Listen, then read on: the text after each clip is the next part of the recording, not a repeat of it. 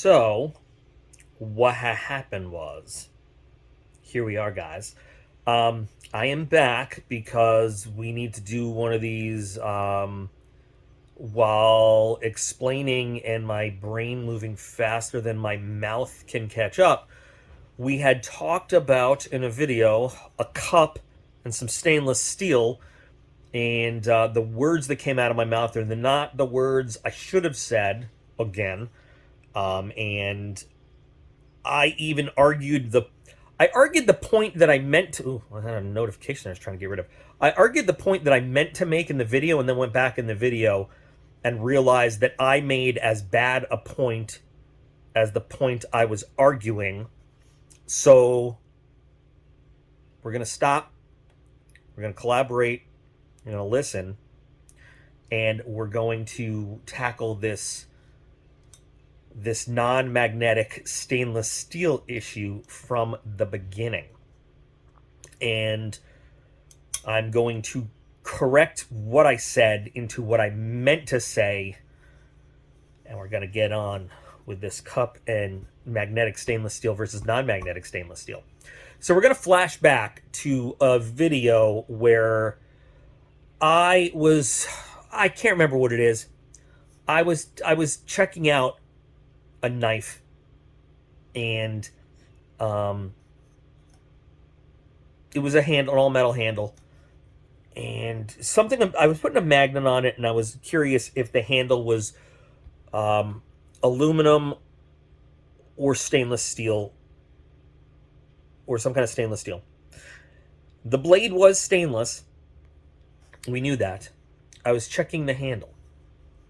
Now, when you're talking about the differences between steel and aluminum, they're two completely different metals. There's a couple different ways you can check. One of the primary, first and foremost, is weight. Aluminum's a lot lighter than steel. Aluminum is also a lot softer than steel. And aluminum is a non-ferrous metal. Aluminum is non-magnetic. Doesn't mean it necessarily automatically goes through a metal detector. They can add trace amounts of things, but that's not the point.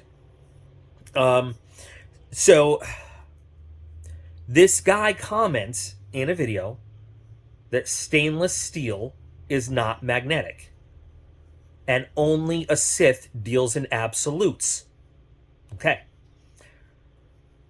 So my comment in this previous video was supposed to address not all stainless steels are magnetic, but 100% of stainless steels that we're going to see in blades,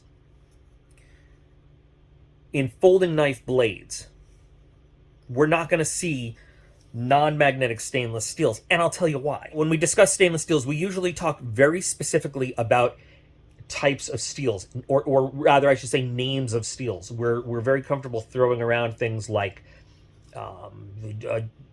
say 440C or S35VN or ATS34 or a 154CM or take your pick.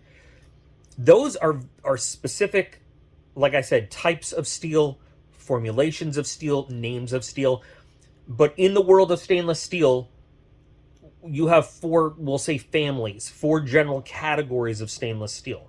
The four big categories or four big families. You've got austenitic, martensitic, you've got ferritic, and you've got duplex. Only one of those is non-magnetic, and that's the austenitic steel. All the rest will have a magnetic attraction. The ferritic, it's got ferrites in it, in the name right there. The martensitic is what we typically see a knife blade made out of. Now, the austenitic also, there are blades, but I'll get to which blades those are and why we're not talking about them right now. Duplex is a combination of ferritic and austenitic. Did I say that right? The ferrit? Yeah, ferritic and austenitic. So the addition of the straight up ferritic steel means that it will have magnetic elements in it, so it's not going to be a non-magnetic attractant steel. So we're left with the one type of steel, austenitic. So number one, what I was trying to address, and I did not say because, again, mouth doesn't work, brain can't control it right, referring to the original comment that stainless steel is not magnetic. That is 100% not a true statement that stainless steel is not magnetic, because stainless steels as a majority group are magnetic attracted steels. The two that you really see most in life out in the world are going to be Martin. I have such trouble pronouncing them. Martensitic and austenitic. Martensitic and ferritic are very, very similar. Martensitic has an elevated level of carbon. That's why martensitic is the steel that we most often see knife blades made out of. Through the addition of carbon and some other elements, and then most importantly, the heat treating process, martensitic steel ends up with a very fine grain structure. It is hardened and to a higher degree, and it is able to maintain an edge. It has toughness and hardness that other categories of steel don't have. And that's why it's used for what we, especially on this channel and the things we look at, that's why it's used for what it's used for. Austenitic doesn't have that toughness and hardness, and through its process also doesn't have the ferrites, which also contributes to the hardenability. It is not a hardenable steel the way we think of hardenable steel, but what it does have, it has huge corrosion resistance. It has no added carbons.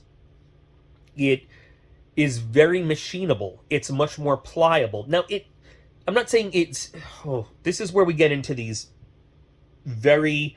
If you wanted to be really pedantic, which I encourage, because one of the best... I say this all the time. One of the best instructors I ever had in the military was prone to say, words mean things. And we use specific words because they mean specific things. And you should be specific. But sometimes there are ambiguous words. When we say hardenable steel, okay, so yes, austenitic steel can be hardened. Martensitic steel can be hardened, but they're hardened differently and to different levels. The way that you can harden up an austenitic steel is not at all the way you can harden up a martensitic steel. Their heat treat processes are different. They result in different levels of capability and ability, and so we don't consider... see, this is why it gets so complicated. So anyway, what would you see an austenitic steel used for? There are some blades made out of it, but like kitchen knives, a lot of chef knives would be made out of austenitic steel. Now, why would they use that rather than the good old martensitic steel that we would use on something like this? Well, here's why. When you're working in an environment where you need to continuously wash something, where it's going to go through solvents, like dishwashing liquid. Now, believe it or not, dishwashing liquid, the commercial grade stuff, is not kind to metals. And if anybody's ever gotten cheap silverware, you see that stuff gets worn really easily, and sometimes can get pretty rusty. The austenitic steel, it's made to resist that. So a lot of kitchen utensils, like high grade, chef quality, I'm trying to think of the word, restaurant quality stuff is made of austenitic steel because it is very corrosion resistant, and it's also very resilient in its surface qualities. So if you're a chef and you're using your knife continuously, you most likely have been trained how to maintain that edge. You have the supplies with you all the time, whether it is a butcher steel, which is for aligning and honing. It's a little bit different than, say, a whetstone, but you probably either have a whetstone at the end of the day, You have your butcher steel right there for in between, and you have the capability. It is more important for you at that time to be able to constantly clean your knife in between every application. And I'm speaking for chefs, but I watch a lot of TV. No, I know that, in the kitchen, you have to constantly clean things. That steel is going to go through those constant cycles of cleaning, and you don't always have time to dry stuff off right away. And so, there's priorities. Whereas a knife like this, or, any other hard use pocket knife, whatever, you want to put an edge on it and not have to continuously work on it. Also, the steel stock on knives like this is considerably thicker than most chef knives, than kitchen knives, things like that. Other applications for austenitic steel are steels that are going to go through a lot of machining. It's a much easier steel to machine because it doesn't typically involve a lot of hardening and everything, and it's good for, like I said, malleability machining and stuff like that. It's also very good when used for marine purposes. Once again, it's high corrosion resistant. However, you don't want to do far offshore. There's a couple different blends that don't do well with chlorides and like heavy offshore use. They can get some serious stress cracks. So then we have something called the duplex, and that is where you combine the ferrites and the austenitic steel, and I don't know.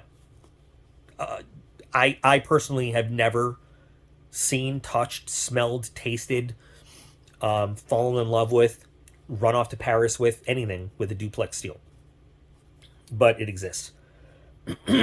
Anyway, the austenitic steels, for example, the screws, nuts, bolts, very often they use austenitic steel for it. Also because there are a lot of areas where you don't want a magnetic steel in that stuff. Personally, I don't know why.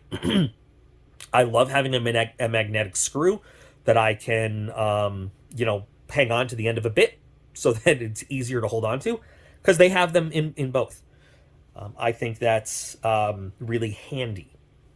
So, when somebody tells me that stainless steel is not magnetic, I'm going to call bullshit. Now, if they tell me austenitic stainless steel is not magnetic, I will say true story. However, we are probably not dealing with that particular category of steel. Now, within austenitic, you're going to have the same types of the same thing. Like when we're talking about our martensitic steel, we've got different categories. We've got our different, S35VN. We've got S30V. In austenitic, you've got things like 304. You've got things like 306. There's different specific formulations and names. So there. Now, we were talking about in the Shit Hits the Fan unboxing this specific cup where it said stainless steel. I put a magnet to it and I said this thing's aluminum. This is not stainless steel. So a couple things. First of all, I can squeeze this cup. I don't know if it's showing up on camera. I can literally see this cup squeeze a little bit. Steel's not going to do that. Number two, the weight on this thing is nil. And I have had folding knife blades heavier than this cup without the rest of the knife. If we look at the thickness of the stock of this cup, if we were to roll this out, we could stamp, I said this in a comment, we could stamp 4 or 5 blades, EDC size blades out of this. This needs more weight. I put it on a scale. This comes out to a whopping 2.1 ounces. There's no way this is made out of any stainless steel whatsoever.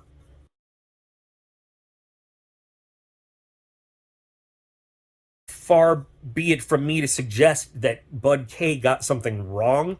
And I'm not upset that this cup is aluminum instead of stainless steel, because aluminum is a nice lightweight metal and a great metal for something like this. You could put this on a fire, you could put this on a camping stove, and it would be just fine. There's nothing wrong with that. There's nothing bad about that. But, this is absolutely not a stainless steel. You can also, by the way, without heat treating, you can cold roll a martensitic stainless steel.